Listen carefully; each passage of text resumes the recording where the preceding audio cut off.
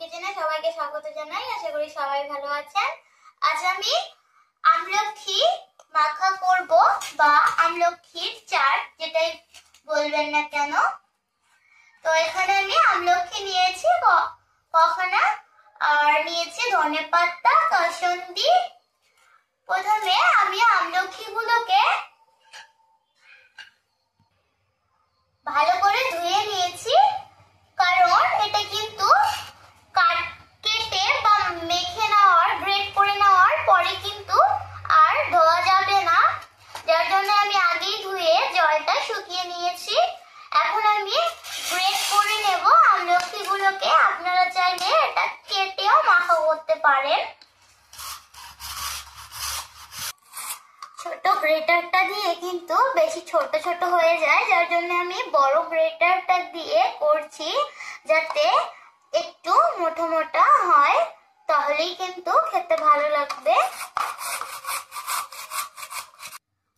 Great করে নেওয়া হয়ে গেছে। এখন আমি এর মধ্যে দিচ্ছি ধনেপাতা কুচি। ধনেপাতাগুলোকে আমি আগে থেকেই ধুয়ে নিয়েছি। ধনেপাতা কুচি দেওয়া হয়ে গেছে। এখন আমি এর মধ্যে দিচ্ছি চাট মশলা, বিট নুন, লঙ্কা গুঁড়ো। এখন দেব কাঁচা লঙ্কা। কাঁচা লঙ্কাটাকে আমি একটু হাত দিয়ে এরকম করে দিচ্ছি।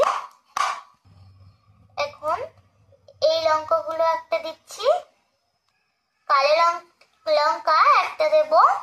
এখানে কিন্তু ঝাল ঝাল এই আমলকি মাখাটা দারুণ খেতে লাগে, আর এটা কিন্তু হজম শক্তিতেও উপকার অনেকটাই।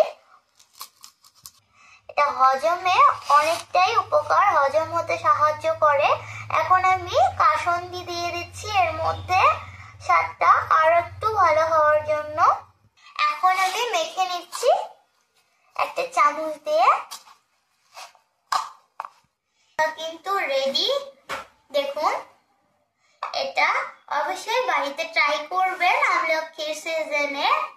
আর ভিডিওটা যদি ভালো লেগে থাকে অবশ্যই একটা লাইক করে দেবেন। কমেন্টে জানাবেন কিরকম লাগলো আজকের এই সিম্পল মাখার রেসিপিটা। ভালো থাকবেন, সুস্থ থাকবেন সবাই। Bye bye bye. আমি খাই একটু। মজাদার বন্ধুরা, অসম্ভব মজাদার। এটা ভীষণই উপকারিতা।